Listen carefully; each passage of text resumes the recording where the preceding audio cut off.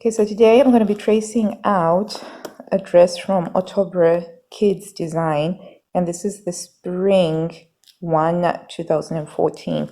Now, I really love Ottobre Kids magazines. I find their sizing to be absolutely fantastic, and they've got sizes that range from baby all the way up to teenagers, so to about 15 or 16. So they have a long life, and they use some really cute fabrics, and they show you a picture of the design, the line drawing, and what sizes it's available in. So if you look at this little zip up hooded jumper, it's in sizes 92 to 134 centimeters.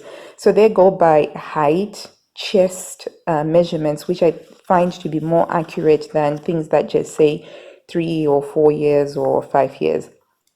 Okay, so this is the pattern that I'm going to be tracing out. So I'm making a dress for my little girls. This is the same pattern actually, but it's just got different sleeves.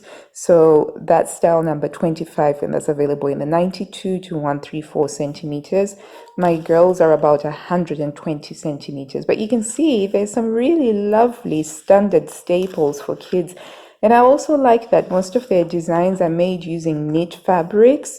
Knit fabrics are definitely a lot more comfortable for kids, in my opinion, because as the children grow, it doesn't become very uncomfortable or restrictive because the fabric stretches out with them.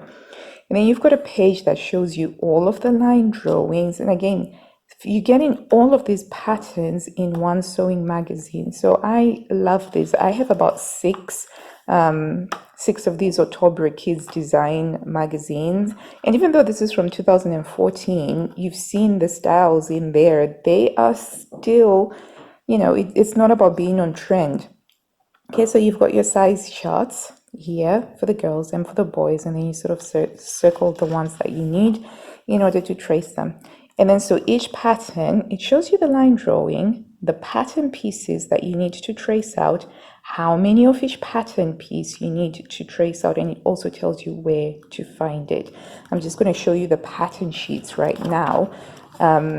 They are, so I've already made a few things from this particular issue before, but as you can see, they're multicolored, which I like. I don't like pattern sheets that are only in 2 colors. I'm not going to mention names, but certain sewing magazines only do black and red, which makes it more challenging. But here you've got your blues, your red, your green, and your black. And so you just unfold that, and then you trace it. The patterns do not include a seam allowance. You have to add the seam allowances yourself. This is the standard for all, for most sewing magazines. I'm just going to show you the rest of the patterns. So then you've got your size charts again on there. There's some baby clothes and some baby christening gowns. It's really cute fabric. And cute babies. I used to make a lot of baby stuff for my twins from Ottobre. And then you've got your young teenage child. So you've got the jeans and the top, zip-up cardigan, really funky trousers. And, a lot of the stuff that they also make is kind of unisex, gender-neutral sort of stuff. Yeah, and then they've got like a second cover that's kind of like upside down. So we're gonna get on to tracing number 25, called the Funny Faces dress. So I've got 1, 2, 3, 4, 5, 6, 7 pattern pieces to trace out, and we'll be right back after we finished tracing those out.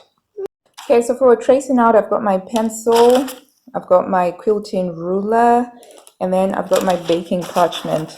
So this is catering baking parchment, which I buy off of eBay or Amazon, and it's 450 millimeters wide, so that's 45 centimeters wide. Normal baking parchment, which you buy for the house, is about 30 centimeters wide, I think. So this is just a little bit extra wide, and it's 50 meters long. So this lasts me ages.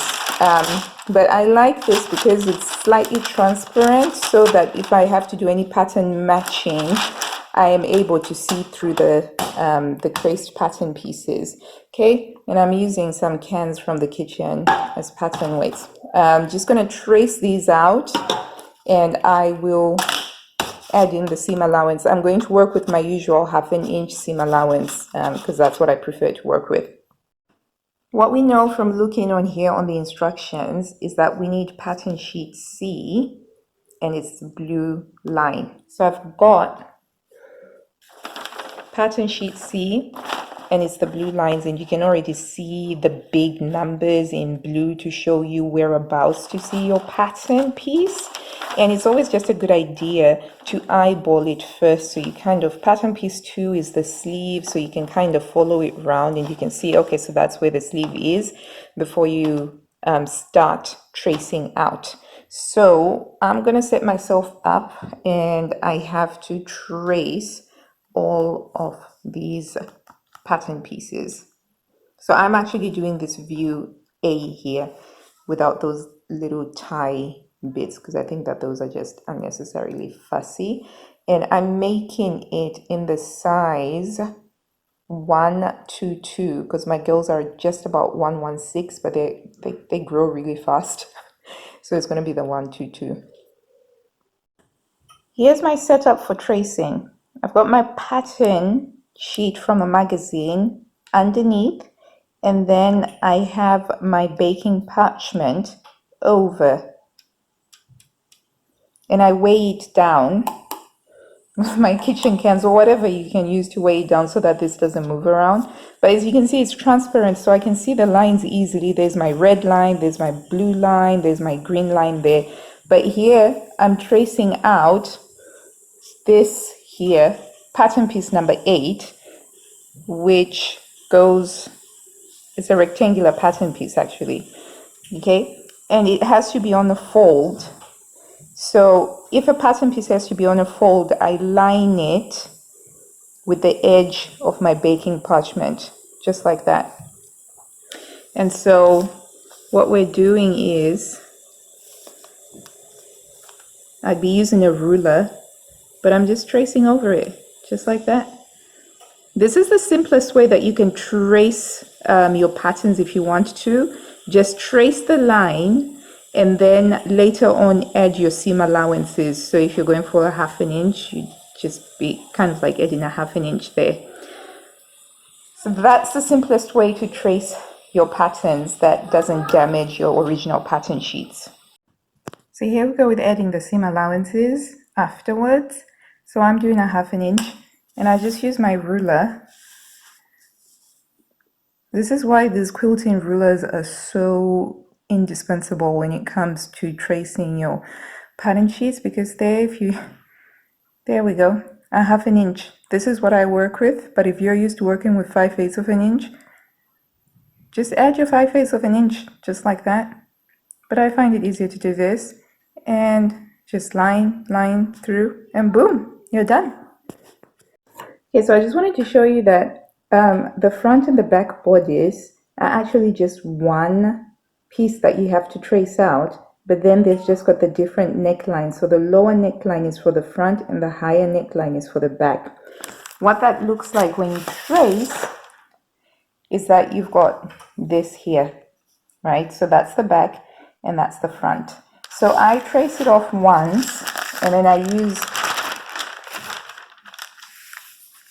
I'll just fold up my baking parchment. So this is where it's useful to put your baking parchment edge along your fold line. So this is the fold, and so all I do is I will line it up and turn it over, and then I'll just trace off one of these, either the back or the front, and then that way I will have the back and the front two pattern pieces, and I'm just gonna cut them out.